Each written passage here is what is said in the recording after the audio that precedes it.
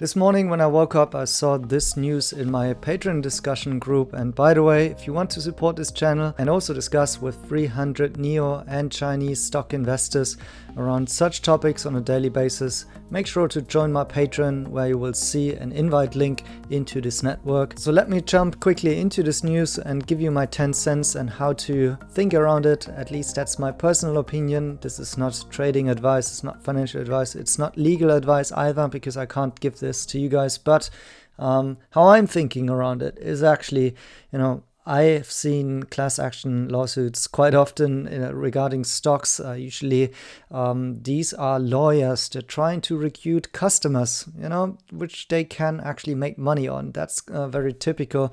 Of course, the big thing here is that they want to protect investor rights and also argue in this case that NIO said that they're going to build their own factory and then in the end they didn't do it.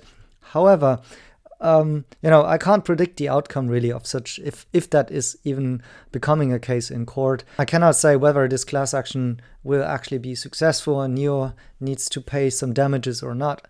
But usually the lawyers of NIO will have, I think, plenty of arguments to argue why they decided, and that's frankly a management and business decision to not build a factory. And as you know, in this channel, I'm actually a big fan of this because I think it's a leaner business model, and I think they should actually really concentrate on their key resources, key activities. And I think is creating this ecosystem, designing cars, curating the ecosystem, managing the ecosystem, but not so much actually focusing on the operations of manufacturing cars and building factories. I think that's a different business model to Tesla.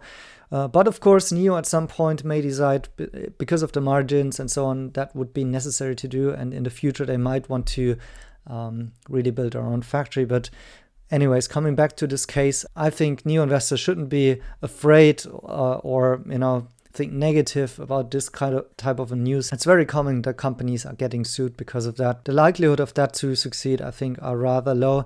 I think there are other cases in which management really did go out there and lie on purpose and really has hurt the stock price. But as we can see with NIO and many Chinese names, it's quite volatile out there. So justifying a 30% drop in the stock price when a company is going bankrupt or close to bankruptcy, what NIO was at that point in time, it's super hard to argue in case of the people who are trying to sue NIO here, that they should be receiving any money here from NIO in compensation. I think that's unlikely to happen. Let me know in the comments what you think about it. I hope you're not scared about this news.